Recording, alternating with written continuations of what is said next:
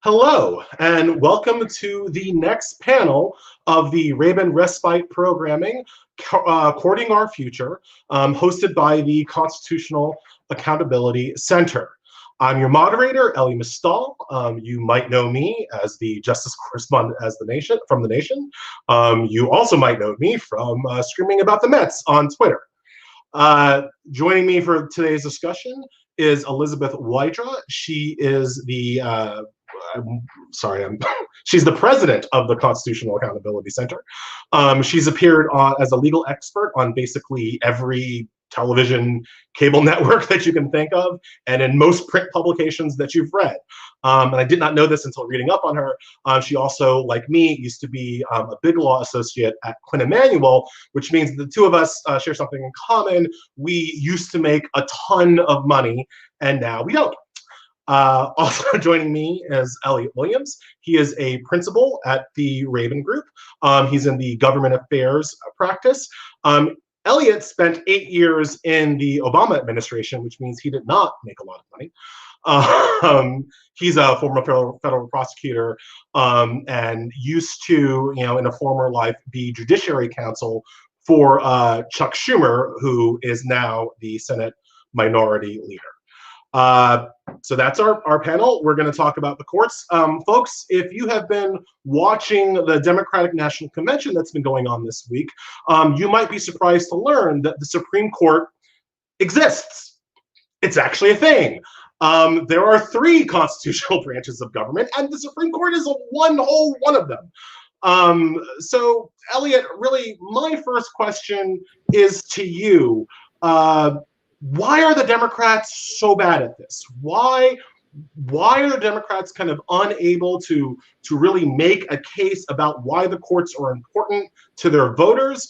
How many times does Mitch McConnell have to stuff Democrats into a locker before they kind of get what's going on? Like, you've worked in the government. You've worked for Democratic administrations. Elliot, please tell us why do we not talk about this enough? And that's a very, very important question, Ellie. And so just big picture, I think Democrats simply do not vote on the judiciary as single issue voters in the way that Republicans or conservatives do. And that has an impact on how Democratic leaders approach talking about and thinking about the courts. Use just like a really important real world example, which is the State of the Union, which is every year the president gives a State of the Union address, which is a reflection of his or hers, but his views for the party, his views for the future, and so on. And just look at how Democratic presidents treat the courts in State of the Union addresses. Bill Clinton did not mention the courts once, I believe, in any State of the Union address. Barack Obama only did once in the context of sort of a shot across the bow about the Citizens United decision, if you remember that. Not true.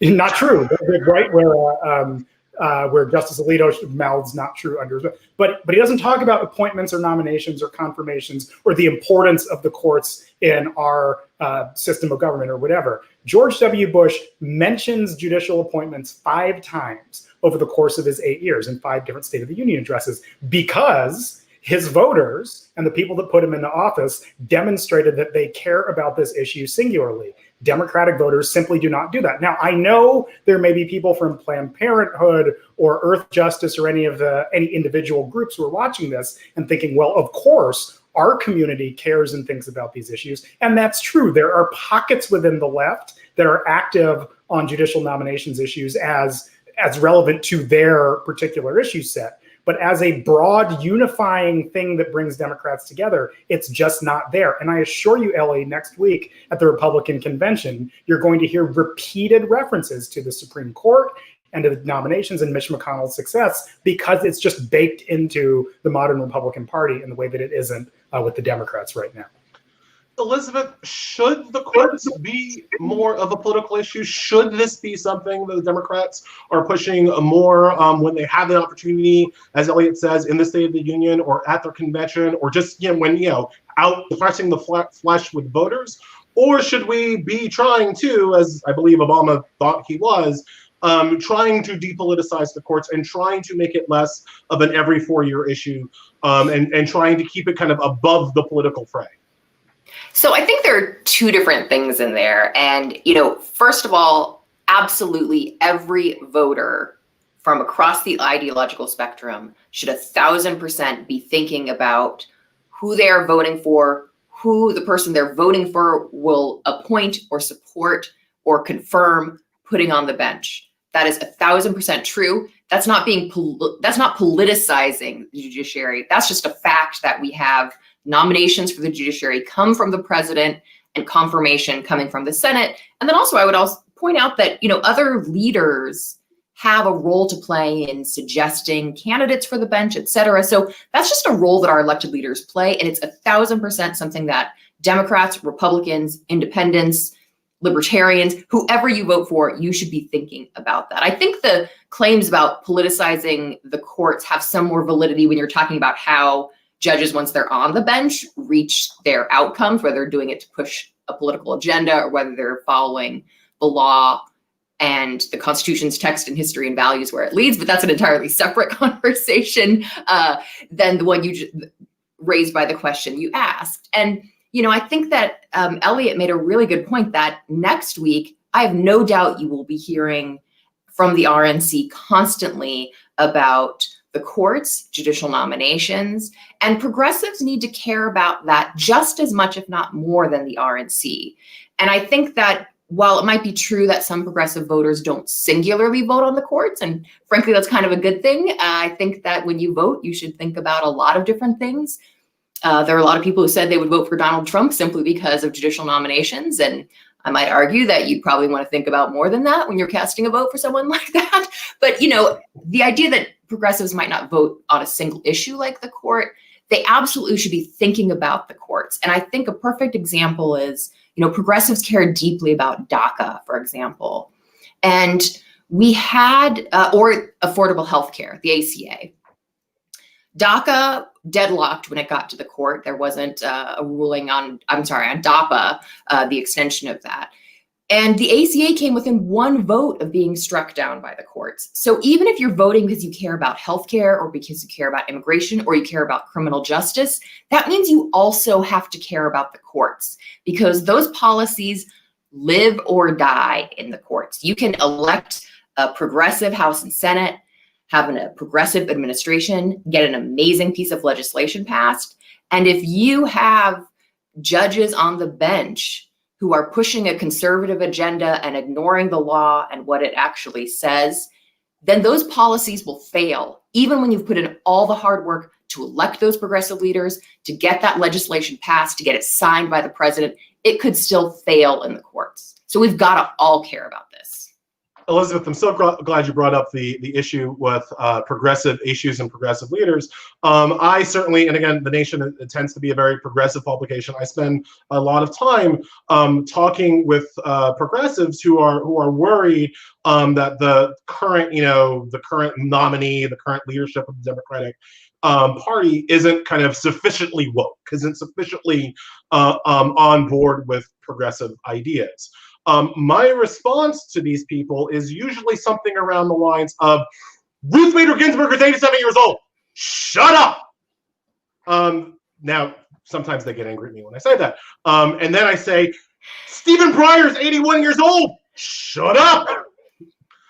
Can you explain to progressives who maybe aren't fully, as you say, they're not single issue voters, they care about a larger kind of a swath of policies. Can you explain some of the differences that you might perceive between kind of anybody that's a center to leftist Democrat might appoint versus kind of a conservative judge, a Trump judge, or pretty much anybody that McConnell, Senate Majority Leader Mitch McConnell might confirm?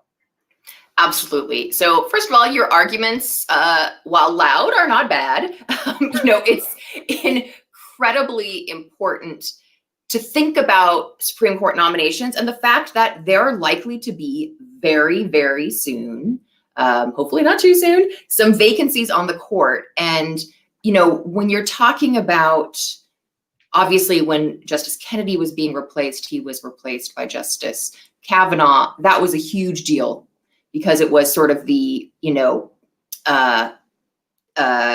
the balance of the court at issue. But even here, when we're talking about, for example, Justice Ginsburg or Justice Breyer, replacing those justices with a conservative, with whoever, if there is a conservative president elected, and I don't care whether it's someone who's an extreme conservative or just, kind of the conservative that we were used to before a Republican president like Donald Trump, they will be putting in a justice in there who is most likely, if any of the most recent nominees from Republican administrations are any indication, who will not support progressive policies, even when they fully comply and are enforcing the Constitution and our statutes. And I want to say that you've got to think about this because it isn't just a 4-year or an 8-year problem.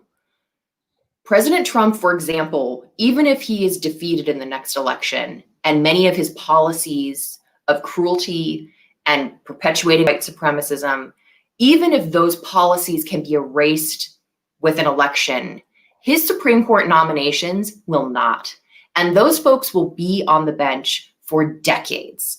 And so when you're talking about a progressive agenda, getting progressive judges on the courts is just as, in some ways, more important than winning the next election, although you can't do that without winning an election, so they go hand in hand. But we're talking about decades of influence. And so if we get conservative justices replacing 2 of the more liberal justices, we are going to see an extraordinary conservative shift in the law. And again, that doesn't just limit itself to the court. That impacts every single aspect of life and the law and politics that progressives care about, whether it's abortion access, LGBTQ rights, criminal justice, things like qualified immunity and police accountability, environmental protection, consumer protection, the ability of big corporations to influence elections and drown out the voice of everyday citizens and voters, immigration. If we have a conservative Supreme Court, even if progressives win elections and pass laws, it will be very hard for them to survive. So the courts and the future of this country could not be more on the ballot this year.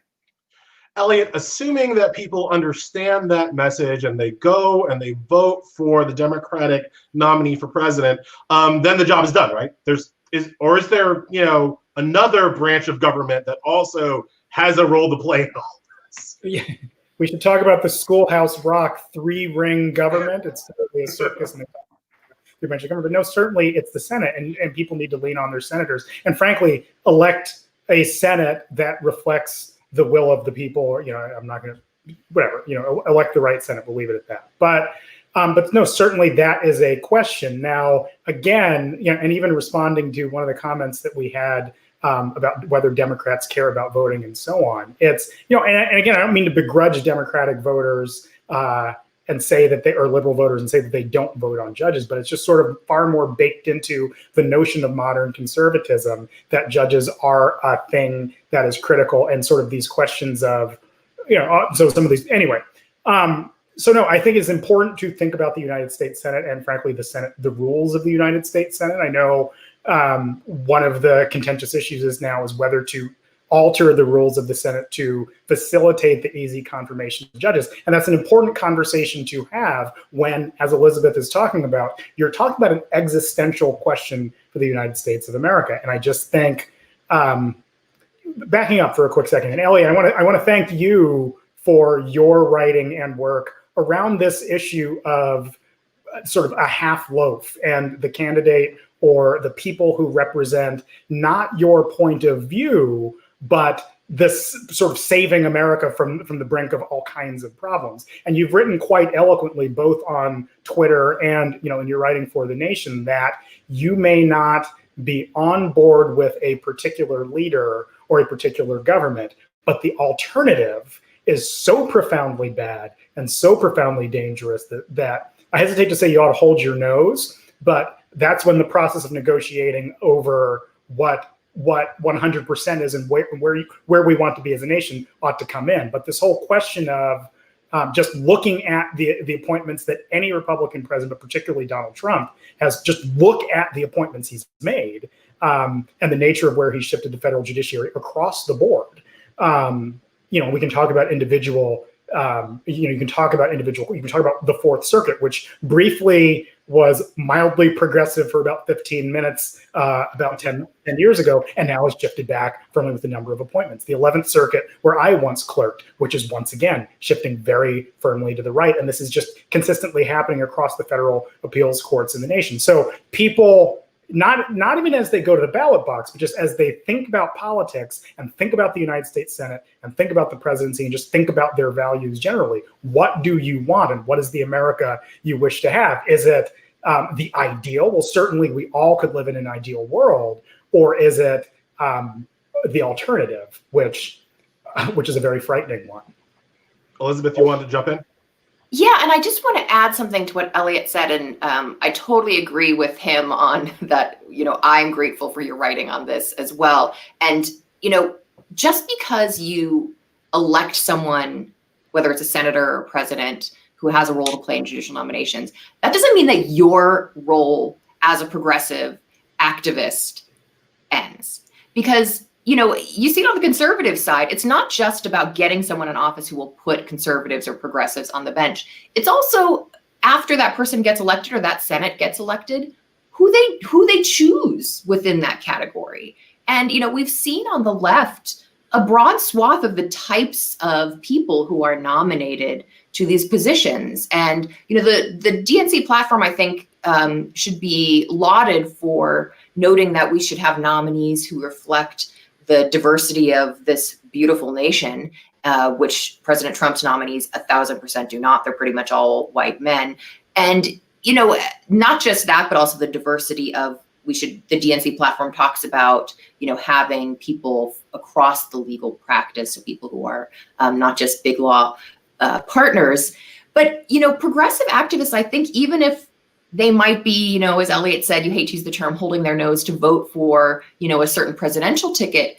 Once that administration gets into office, they should 1,000% be pushing for judicial nominees who are more liberal than maybe even the president who will be nominating them on issues like ending qualified immunity for police officers and other state actors, or people who, recognize the importance of enforcing environmental protections when the EPA hopefully at some point goes back to protecting the environment, or people who will, recognize the importance of labor protections and consumer protections when they're enacted into law, and the importance of abortion access. There is a range of so-called liberal justices on the Supreme Court, the liberal bloc, which people like to just sort of all lump in together. There are differences between those justices. There are differences in people that Democratic administrations have put on the bench. And if you don't want them to be, older male big law partners, you would like to see a public defender in there, you would like to see a civil rights lawyer in there, which I would, you can advocate for that even after you've cast that initial ballot that maybe is not for the ticket that would be your dream ticket. Yeah, I've often said that the way to balance, if there's an elephant sitting on one side of the seesaw, the way to balance it is not to put a donkey in the middle of the seesaw. It's just going to slide down into the elephant. The way to balance it is put an elephant on the other side of the seesaw and let's go.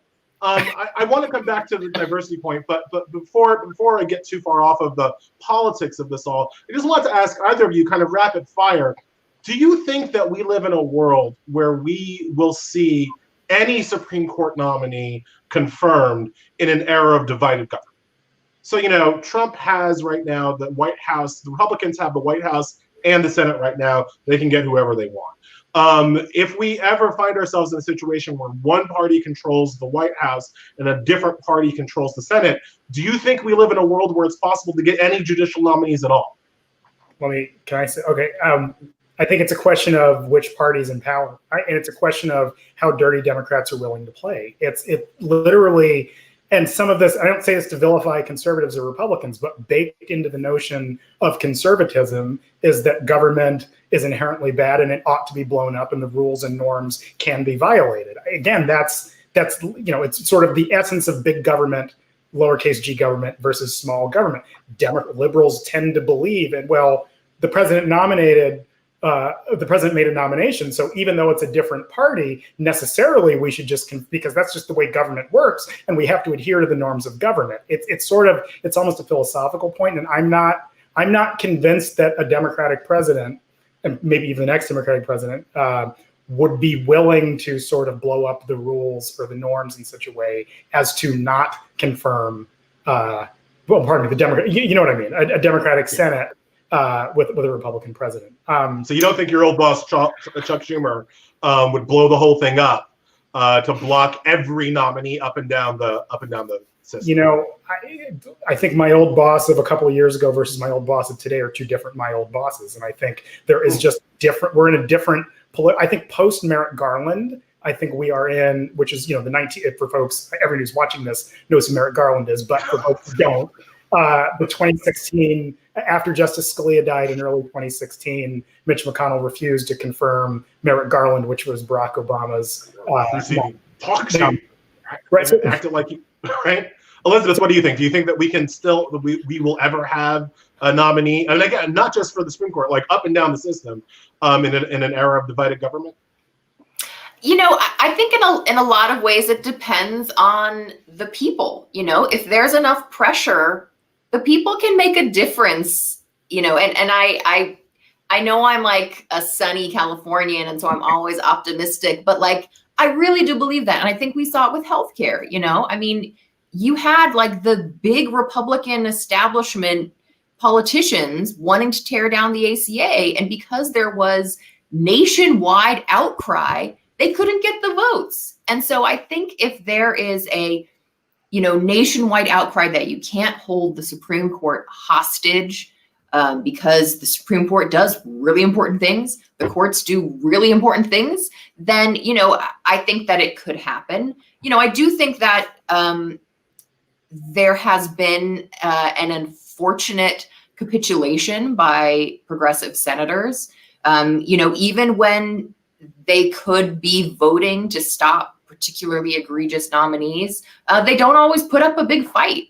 And those fights are worth having. You know, it's not just at the Supreme Court when they're worth having. They're worth having on the appellate courts. Heck, they're worth having on the district courts, because, you know, when you think about the cases that most affect people's lives, you know, day in and day out, people who interact with the criminal justice system, people who are trying to, you know, hold you know, big business or their employers accountable, people who've, you know, gotten screwed as a little guy, like those cases most of the time don't make it to the Supreme Court. So every judge matters. And I feel like progressive senators have not put up a fight when they should. So I'm not there hasn't been a great demonstration of that. You know, maybe Elliot can talk to his old boss and put in a few, you know, attaboys for the times when he has put up a fight. But we should be demanding that from our leaders because it's their job. Elliot, you want to get back in here? Yeah, two things. One, both Ellie and I are not sunny Californians, but cynical, dark New Yorkers. And so that might be, anyway. So we might differ on that there. You know, it's interesting. Responding to your point a little bit earlier, Elizabeth, too, it's not just, I would even go further and say, it's not just that there are differences within the quote unquote, quote, left side of the court. The simple fact is, and maybe we can talk about this more, Ellie, sort of who they are like on the liberal conservative spectrum compared to justices of 40 years ago. They're actually just not that liberal. And I don't say, and look, I say this, you both know me as a former federal prosecutor and sort of one of those non-activisty types you were bemoaning a little bit earlier, but just look at the nature of their backgrounds and the nature of their rulings. And they're actually just sort of center-left, left-leaning moderates, all of them. It compared to looking at sort of William Brennan, William O. Douglas, Thurgood Marshall, the justices of 30 or 40 years ago, where there was just the left on the court meant something totally different than it does today. Elliot, that's an absolutely great point, and it's something that I am. Let's get into this right now. One of the issues that I have with the courts right now isn't just a question of kind of racial and gender diversity. I mean, we've already kind of hit upon the fact that Trump's appointees have been overwhelmingly white, overwhelmingly male, and that just goes through the Republican Party as a whole. This is not a party that it's not a party that respects diversity, much less a party that embraces diversity. And I expect that if Democrats are ever in power again, and that's still an if, that we will see much more kind of rainbow diversity in terms of the kind of people they appoint. I would look, if you're a white male cis hetero liberal, like, you might have to wait in some lines before you get appointed anything for a bit. Just saying. But what and this goes to what you already kind of brought up, Elliot. Where I really see the dearth is in intellectual diversity on the courts. The Supreme Court right now, there are only 2 law schools represented on the Supreme Court, mine and Elizabeth's. Sorry, Elliot. But 2 law schools on the entire court. Most of the judges have either a federal prosecutorial background, a corporate law background, or were law professors. I think almost all the judges clerked for some other judge, usually at the circuit Court of Appeals level, if not the Supreme Court level. We're talking about a very small swath of American society that gets themselves even into the position of being a lifetime appointed federal judge. How do we expand the intellectual diversity in the third branch of government? I'm honestly starting from the standpoint of the third branch being the least representative of America branch of all 3.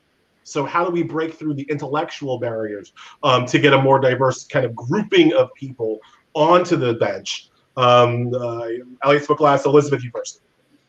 Yeah, so I think that, we absolutely, as voters and as donors and as people who have influence in one way or another, need to demand it, because it's not just something that progressives should do because that's what progressives do, and it's important to have diversity.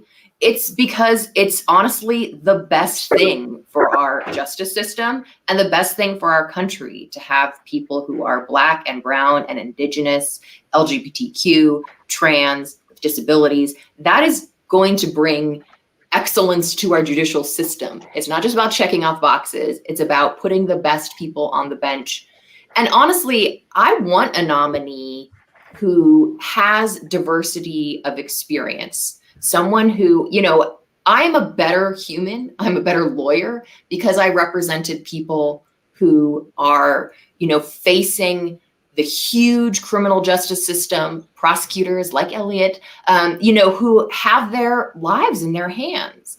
And to be in an empathetic position with that person and see the challenges they face and represent them in court, have the honor of representing them in court, representing immigrants who are fleeing from violence and persecution, who, again, it's not a criminal case, but it is a death penalty case for a lot of these immigrants. And, I'm a better person, I'm a better lawyer, and I know that a person who had those experiences, as opposed to just being a corporate lawyer, would be a better lawyer. They understand the way that the law affects people. And, I think that we should just simply demand that. And I think that, for people who, this is during the DNC, so there are people who are at fundraisers. Ask about that. Ask candidates about this. Make it something that you are asking for when they are asking for your vote, and then follow up on that, and I think that, we're obviously talking in this context. And so it's about our votes. It's about putting pressure on. And again, it's not just the president or the people within the White House who will be doing the vetting. It's also about who we put in the pipeline. And so it's important to make sure that we have people that really know the way the law gets into your daily life, people who know the way that police accountability and having the courts do away with the judge-made doctrine of qualified immunity that allows police to perpetuate white supremacist violence, basically with impunity. They know the importance of getting rid of that doctrine if they get on the bench, because it has no basis in the law and it violates the values of our Constitution's guarantees of equality and liberty. And so we've got to just demand it. We've got to follow up on it. We've got to make sure that the president and the people in the White House know it, that people who are in the Senate doing the job of confirming or voting against nominees know it. And then the people who are in positions to give names for the pipeline know it and put those names forward that we as progressives want them to put forward, and not just sort of let them go with the guy who gave them a lot of money and he was, some like old big law partner. But that's not okay. We should ask for more. Elliot, Joe Biden went to Syracuse Law. That makes him qualified to be president, but it wouldn't make him close to be qualified for a Supreme Court justice. How do we get more people from places like Syracuse Law on the bench?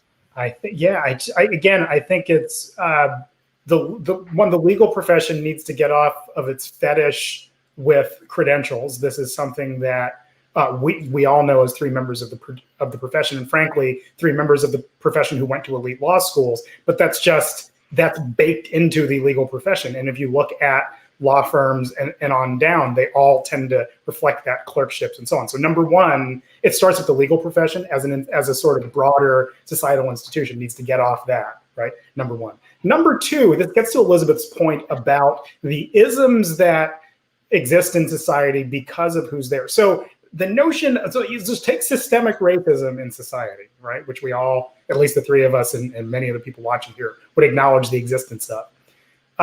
Systemic racism exists because the people who have been in positions of power, elected officials, the courts, simply have been predominantly white for our nation's entire history. And so, for instance, Vice President Biden has talked about putting the first Black woman on the Supreme Court, and again, there's a lot of beautiful and wonderful diversity, Ellie, as you know, Elizabeth, as you know, within Black people. We know this. However, a big step is putting a Black woman on the Supreme Court, making a priority to do so, and making a priority to have that kind of diversity be a part of the process. I know that there's a campaign starting with an organization called She Will Rise. Sista SCOTUS is their Twitter handle. It created and stood up for this specific purpose and for supporting this. And so I think until a lot of these questions around diversity are answered in the legal profession and in the system of nominations, we're going to continue to have some of the societal ills that we've been talking about. But again, Ellie, I do think a big part of it is the legal profession in general. One. And two, again, as progressives, this focus on federal prosecutors and law firm partners. And again, we've all talked about me as the former prosecutor, but it just needs to stop. And there are many wonderful prosecutors, apolitical, far left-leaning, far right-leaning that I worked with and know, and so on. But somehow the only ones who seem to get nominated to the courts are not, or people who seem to get nominated are not federal public defenders or are not activists and so on. And I think that will have an impact on the kinds of decisions that are coming down. And so certainly, political leaders need to get more aggressive about nominating people with diverse backgrounds. I just want to say, take a little moderator's privilege here and say to our listeners that I find this discussion about intellectual diversity to be the same as the discussion about racial or ethnic or gender diversity.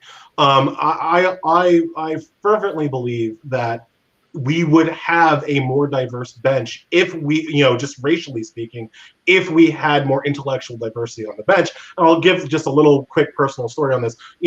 Like so many African Americans, I was the first person in my family to go to law school.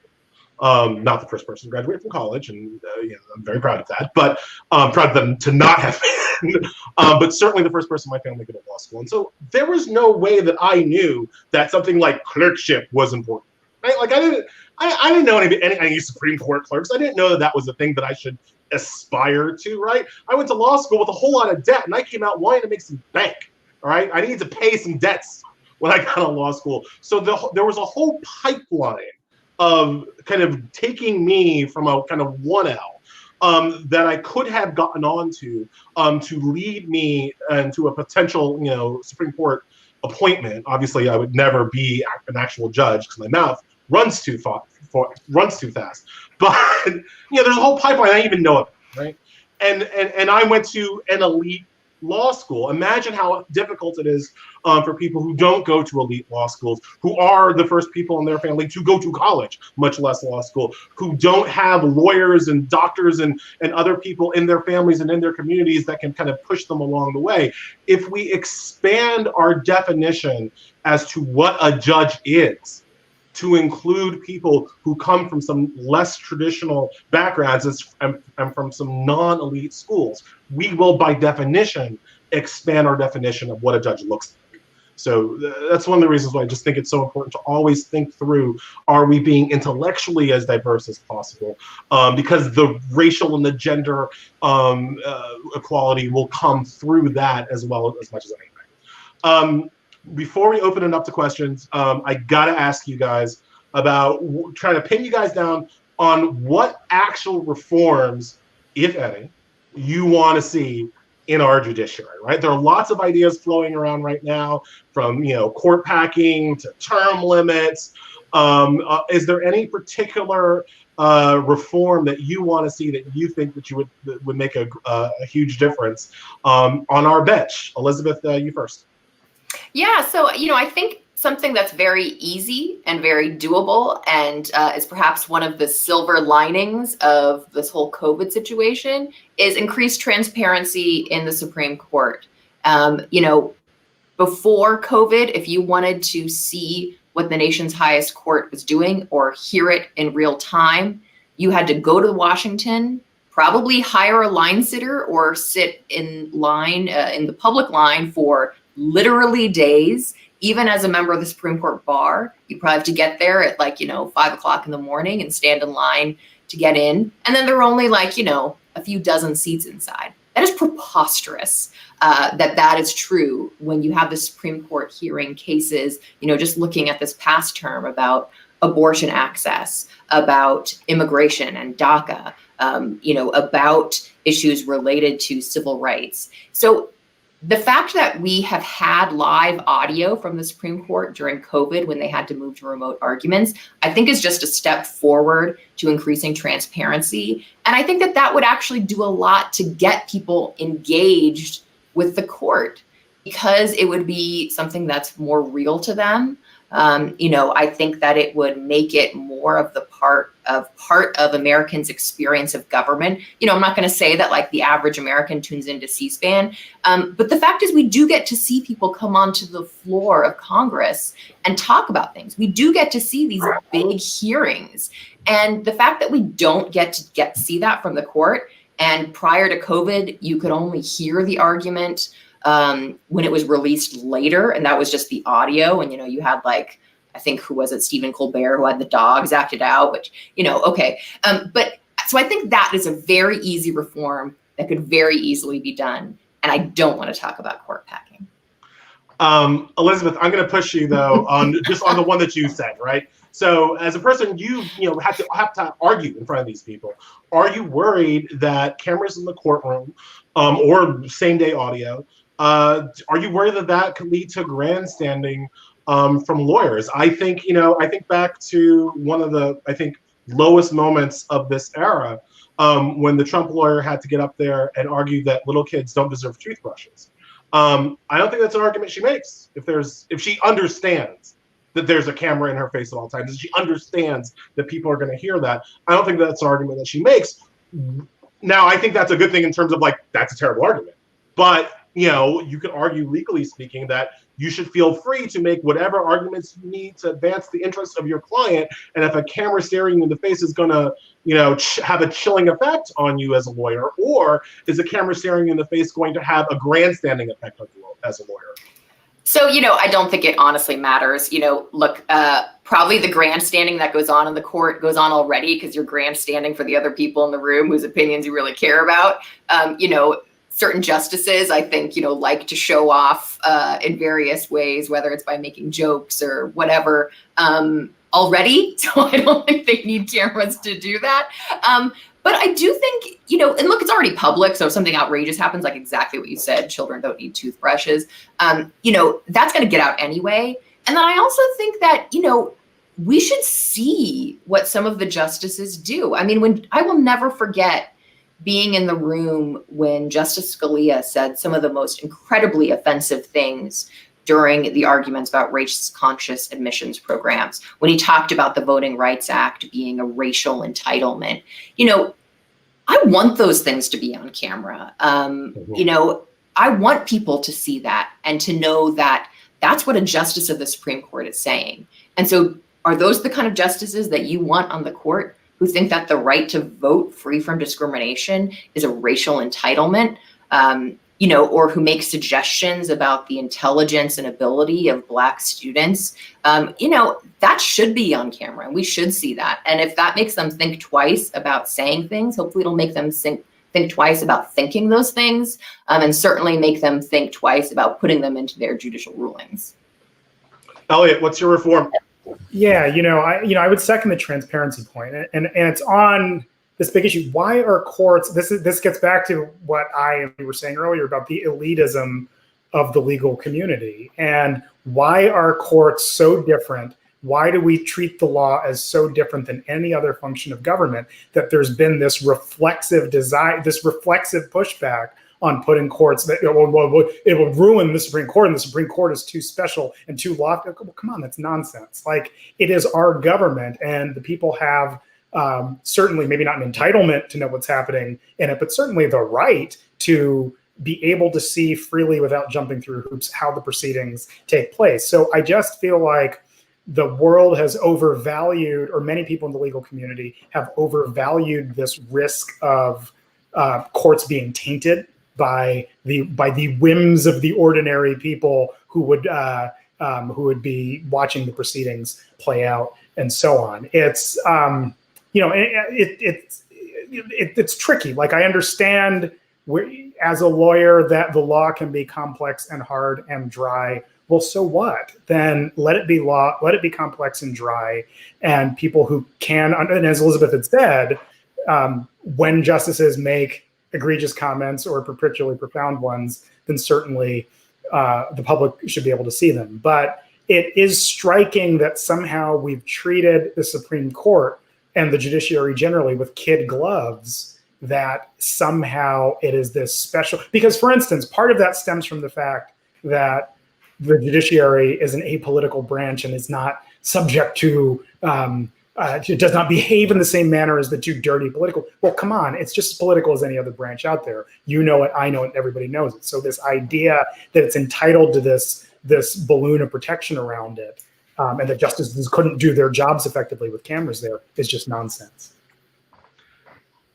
I can't get either of you to come out for term limits. It's interesting. Trump is out here putting, the guy the kid who won the mock trial tournament, in a lifetime seat, and are we really? Here's my argument for term limits. All right, our Constitution was written in a time when people used to die because they didn't have access to Robitussin. Surely, their framers, in their infinite wisdom, did not expect people to wield power for 30 or 40 years on the bench. Is it not time, Elliot or Elizabeth, is it not time for us to put some limit on how long these people can serve? Well, look, Elliot, there's all kinds of areas of life, and marriage is different now because people are living 5 or 6 decades longer than they used to. So every aspect of American life is changed by life expectancy. So, but what I would say, and this might be a little more politic than my activist friend from The Nation might accept, but I think a new Congress and a new president ought to consider term limits, court expansion, transparency measures, ought to consider them as a package of how do we make the judiciary more reflective, and how do we make the decisions that come to just more legally sound, and diversity on the court, and so on. I think they ought to consider these things. Now, whether one or the other is the silver bullet for saving us, I just don't know and can't answer that today. And I'm reluctant to answer that today, but I think that's where I'd go with it. Yeah, I think that's exactly right. I joked about not wanting to talk about court packing. That's partly because I don't like that framing, because I think, like, if we do really need to expand the number of judges or justices, then I think that's something that we should take on its own terms. And, doing that wouldn't be court packing. It would just be making sure the courts function properly. So that's partly why I, jokingly don't want to talk about that. And I do think there's a very good argument that's not a political argument for expanding the number of judges in certain courts, because their workload is very high. And in some cases, the wheels of justice turn even more slowly than they do as a general matter. And so I think that, that is something that should be considered. Up and down. And, I think also, thinking about things like term limits, I think it should be considered. But I guess where I have a problem is sometimes when people think that those reforms are, where progressives put them forward because they think that that's going to cure the problems that they see with the courts. And I do not think that that is true. I think what will solve the problem of having conservative judges do things on the courts that is pushing a conservative political agenda instead of following the Constitution's guarantees of equality and liberty and justice is not going to go away simply because we, enact some reforms. It's going to go away when we put progressive justices on the court, when we fight those conservative nominees. So I think it's something that should be considered absolutely, just as, modernizing and looking at better ways for justice to function efficiently is always a good thing, but it's not going to be a silver bullet. Elliot, you want to get in here? One tiny point on expanding lower courts or just looking at the number, like a concrete example that I can speak from personal experience. When I clerked on the 11th Circuit, it was a while ago now, but at that time, the 11th Circuit was the only judicial circuit in the country where each judge was approved to have 5 clerks on account of the fact that the workload in the 11th Circuit is so overwhelming. Now, some of this goes back to the fact that for those of you who know the history, the 11th Circuit was formerly the 5th Circuit. All of the southeastern United States was one circuit. They cut it in half in 1981, but then what you ended up with is Florida, Alabama, and Georgia in this decade, in this generation, just being overloaded with work. They're 2 big, populous states where people sue each other a lot, where cops do a lot of bad stuff to people, and federal courts end up overworked. You compare that to the First Circuit, which is the northeastern United States, which I think has 6 sitting judges approved on the 6th Circuit. It's First Circuit. It's just a smaller circuit. So we could have a big look at what is the workload, and even setting aside politics, but what is the workload on a day-to-day level of these courts? And it's just not not equal. We know that for a fact now, and that's an important question that Congress ought to consider right now. I think Congress ought to consider the workload on the current Supreme Court, where they choose their own docket. They don't hear as many cases as they used to. Look, I'm a big fan of court packing, court reform, court expansion, whatever you want to call it. I want more people on the court. As Kermit the Frog said, I want more dogs and cats and chickens and things. Look, and just on the non-political point, I think that there is a great argument to be made of having cases in panel on the first instance. All the lower circuits work on a panel system. That's a random draw of judges. I think that having most cases in the first instance heard by a 3-judge random lot in and of itself decreases the appearance of partisanship on the courts. So I'm a big, and you can have that if you had 19 Supreme Court justices. So I'm a big fan of all kinds of expansion. I want to go to a question from our audience, Elizabeth Sunshine Roberts. What impact could adding new states, DC or Puerto Rico, have on the judiciary, especially in terms of a progressive agenda? So let's say that DC and Puerto Rico are granted statehood. What do you think that does to the courts? Like, what circuit are they in? Let's go. Yeah, so they're already in circuits. So the DC is in the DC circuit, and Puerto Rico is in the First Circuit. So they're already there. But I think the real crucial way in which adding them right now would have an impact on the judiciary is by adding senators, because they would get senatorial representation, and likely that would mean more progressive senators. And think about how the vote would have been different on Justice Kavanaugh if we had progressive senators from DC and Puerto Rico. And, I think that is a good thing for the judiciary, but more important, I think it's just a good thing for political equality. As a DC resident myself, I think it's preposterous that we live here and have license plates that say taxation without representation, and we don't have a full voice in government. Yeah, I would say something slightly different, but largely the same, which is, I almost feel like the wrong framing for that question for the statehood for DC and Puerto Rico is, well, what would the political impact be? And more on the second point Elizabeth makes, which is that it's just a different America than the America in which the District of Columbia and Puerto Rico became sort of territories of the United States. And so the notion of DC as this sovereign place where members of Congress would periodically come to and cast their votes and leave. It's just a different place. It is now literally more people than Wyoming or whatever, the statistics and so on. So it becomes an equality and an enfranchisement question far more than a political one. Yeah, well, look, under current voting patterns, the District of Columbia and Puerto Rico would likely vote Democratic, but to some extent, that's the subordinate issue to just the basic human and civil and American rights question of lots of people who wish to be full citizens of the United States, which you know what I mean, but to enjoy all of the benefits of citizenship and all the rewards despite paying taxes. And given how much conservatives crow about taxes and taxation and what it all means, that's where we should be focused our efforts, I think. Look, I always say if conservatives are worried about DC and Puerto Rico being too liberal, they can always try to convince them.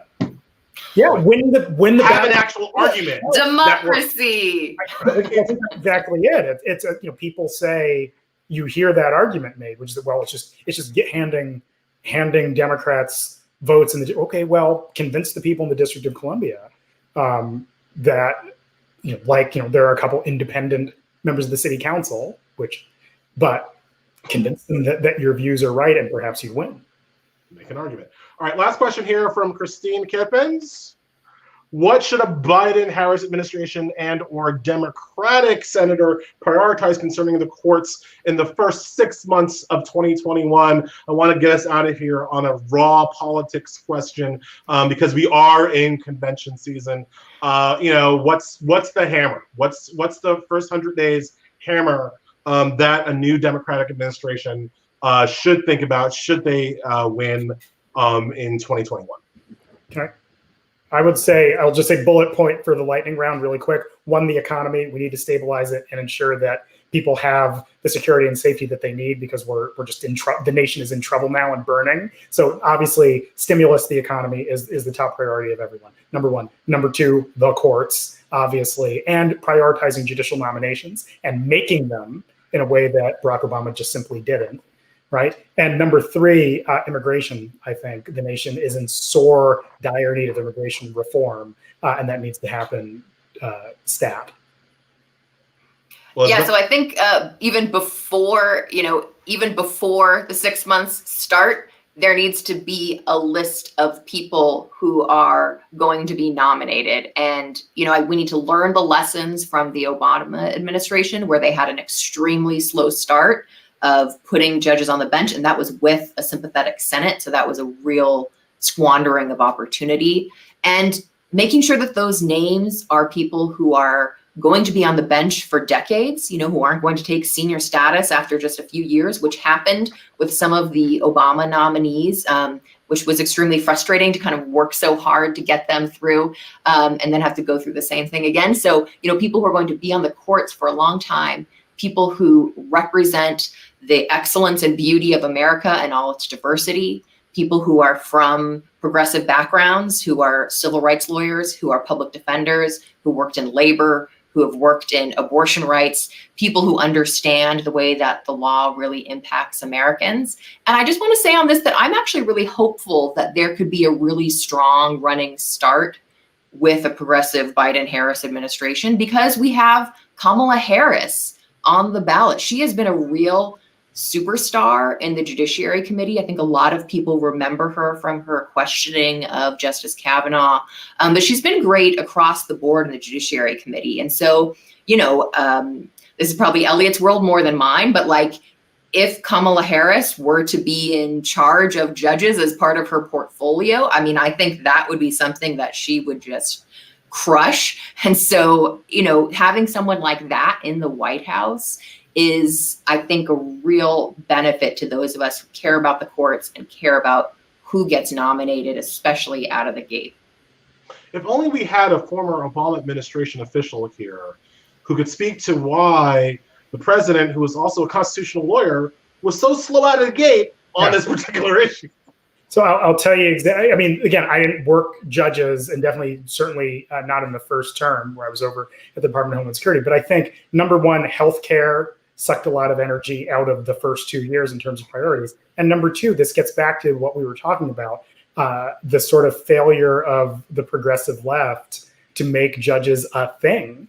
And I think that sort of infected the last progressive president, or the last, whatever you want to call it, Barack Obama as president. But I think it's those two things. The president was extremely successful at nominating diverse judges. Again, we've talked about 99 or 97% of Trump's, not whatever the number is, being white or white men or so on. And that simply wasn't the case with Barack Obama and the folks that they put on. But in terms of nominating and confirming people with the alacrity that the Trump administration is putting people on, it just simply wasn't there. But no, I think it's twofold. I think it was healthcare being, and again, the question, a skeptical person would be right to ask, well, why can't you walk and chew gum at the same time? And part of that is Congress can only really take on one major priority at a time. And I do think it was healthcare back then. But you'd have to ask a White House official, not just an Obama administration official. That's just my view. But no, it wasn't. But look, we are seeing the effects of it today, which is that, as Elizabeth had said, people who were older and put on the bench and are now retiring already, being replaced by Trump appointees who are 34 years old and so on. So it was definitely a problem, and I would even go as far as to say a failure, a legacy securing failure that the administration oversaw. I completely agree. Thank you guys so much for attending. Thank you guys so much for listening to us, and I'm happy that this is kind of the note that we're ending on, because if there is one thing that I want you to take away, look, you came to this panel, you care about the courts, you care about what's going on, you care about the third branch of government. You have to keep caring after the election, because if we don't keep the energy and the fire and the push going on after the election, that's when we can lose ground. So remember about the courts, not just on November 3rd, but certainly on January 21st.